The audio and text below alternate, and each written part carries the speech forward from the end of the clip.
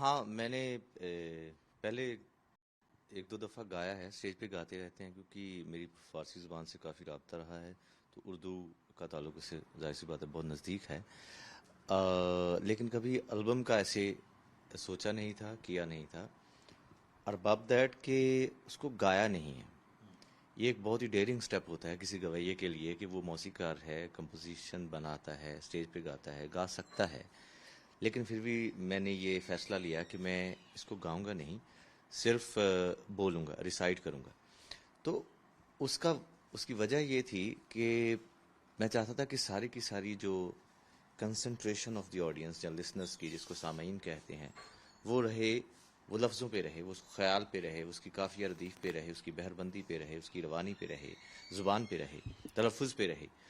تو یہ اپنے آپ میں ایک بہت ہی علیحدہ قسم کا کام ہے جو کسی گویے نے کیا ہے۔ جنرلی شاعر ایسا کر سکتے ہیں، گلزار صاحب ایسا کر سکتے ہیں، کرتے ہیں، جاوید صاحب ایسا کرتے ہیں، کر سکتے ہیں، بہت سے بڑے بڑے شاعر ہیں جو گویے نہیں ہیں لیکن شاعر ہیں، تو وہ اس کو مشاعروں میں بولتے ہیں، اس کی ادا سے بولتے ہیں، اس کو سلیقے سے بولتے ہیں، اس کی داد ملتی ہے۔ تو یہ میری خواہش تھی کہ میں بھی ایسا کچھ کروں جس میں ایک موسیقار، اس میں ایک میوزیشین، ایک گویہ، ایک سنگر منفی رہے، صرف ایک شاعر رہے۔ تو یہ اس بنا پہ میں نے یہ کام کیا ہے۔ پنجابی تو آپ کی کافی ساری آئی ہیں، ہٹ بھی جی گئی ہیں، پہلی ہے آپ کی، کیا امید ہے آپ کو اس سے، اور کون سی آڈینس کو آپ نے دھیان رکھ کے اس کو کیا ہے؟ دیکھیے، ویسے تو جو بڑے لوگ ہیں وہ کہتے ہیں کہ یہ جو اردو ہے وہ ناردرن انڈیا، جو پہلے کا، بٹوارے کے پہلے کا بھی، ہاں بڑا پنجاب، کراچی، اسلام آباد تک ادھر سے لے کر یہ ان کی مادری زبان رہی ہے۔ ہمارے یہاں پہ ابھی بھی جو زمینوں کے کاغذات ہیں وہ اردو میں ہیں۔ تو مہاراجہ رنجیت سنگھ شیر پنجاب، ان کی جو درباری زبان رہی ہے فارسی، تو اس کا امپریشن بھی یہاں پہ ہے۔ تو یہ ہمارے خون میں، ہماری پشتینی چیزوں میں، روایتوں میں، وراثت میں یہ چیز تو تھی، لیکن کہیں نہ کہیں کم ہوتی گئی کیونکہ کنٹمپریری ایرا کا، ویسٹرن ایلیمنٹس کا اتنا زیادہ امپریشن آ گیا۔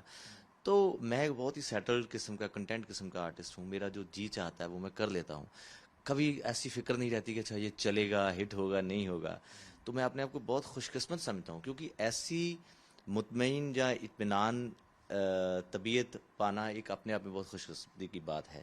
تو میں ویسا ہوں، تو اس لیے اگر میں اس کے کیپیبل ہوں، ایبل ہوں کرنے کے، تو میں نے کیا ہے۔ تو اس کو ظاہر سی بات ہے، جو لوگ اردو زبان کو، شاعری کو، موسیقی کو پسند کرتے ہیں، وہ ان کو اس چیز کو داد دیں گے۔ اب امید ہی کی جا سکتی ہے، اسپیشلی ہمارا جو اتر پردیش کا کافی ایریا ہے، جس میں آپ لکھنؤ، الہ آباد، اس ایریا کے لوگ جو ہیں ان کی تو یہ روز مرہ کی زبان ہے۔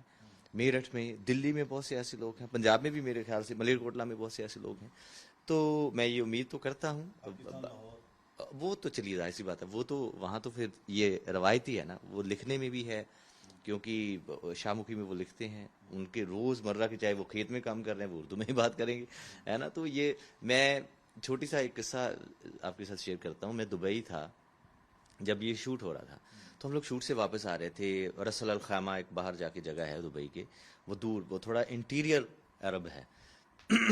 تو وہاں سے واپس آ رہے تو ایک ٹیکسی میں بیٹھے، تو وہ پاکستانی تھا، تو اس کو میرا پتہ نہیں تھا، ظاہر سی بات ہے کہ میں کون ہوں۔ تو میں نے اس کو ویسے ہی، وہ جو ہم شوٹ کر کے آئے، میں نے وہ شعر سنا دیا، اس نے ایسی گردن پیچھے کی، یہ کن کا شعر ہے میرے کو بولتے ہیں۔ میں نے کہا یار میں نے کہیں سنا ہی ہے۔ تو اس نے اتنی داد دی، میں نے سوچا یار یہ مطلب میرے شعر کو کوئی نان مجھے جاننے والا نہیں ہے، یا تو ہے نا اچھا یار ستیندر سرتاج جی آپ نے کہا بہت اچھا ہے، جنرلی لوگ ایسا کر دیتے ہیں، ہے نا۔ اس کو پتہ ہی نہیں ہے میں کون ہوں، اور اس کو میں نے اپنا اردو کا شعر سنایا، اور اس نے ایسے مطلب کہ اثر دکھ رہا تھا اس کی آنکھوں میں کہ یار کہ کچھ چیز مطلب وہ ہے۔ تو اس دن سے مجھے بہت زیادہ کانفیڈنس اور بھی ہو گیا، میں نے کہا یار کہ اب تو یہ کرنا ہی کرنا، تو ایسے ہی ہو۔ کیا لگتا ہے آپ کو اس کے بعد، مطلب پاکستان میں تو پہلے بھی آپ کی سنی جاتی ہے، تو اس کے ذریعے اور آپ کو لگتا ہے کہ تھوڑا اور شہرت ملے گی وہاں؟ ہاں مجھے ہمیں بہت سے سارے جیسے نہیں، جیسے ایڈمائررز ہوتے ہیں اس طرف، پنجاب کی جو ہے نا ایسٹرن ویسٹرن پنجاب میں بہت زیادہ تعداد میں ہیں، تو ان کے ہمیں کیا کہیں کہ ای میلز یا سوشل میڈیا کے ذریعے وہ لکھتے رہتے ہیں۔ کافی لوگ ہیں جو ویڈیوز بنا کے پوسٹ کرتے ہیں، آپ کے گانے گا کے آپ کو بھیجتے ہیں۔ تو تمام محبت جو سرحد کے اس پار سے آتی ہے، میں اس کو بہت استقبال کرتا ہوں، خوش آمدید کہتا ہوں اور امید کرتا ہوں کہ یہ جو میں نے مرحلہ طے کرنے کی کوشش کی ہے یہ بھی ان کو اتنا ہی پسند آئے گا جتنا میرے عموماً ان کو اچھے لگتے ہیں. تو امید تو ہمیشہ رہنی ہی چاہیے.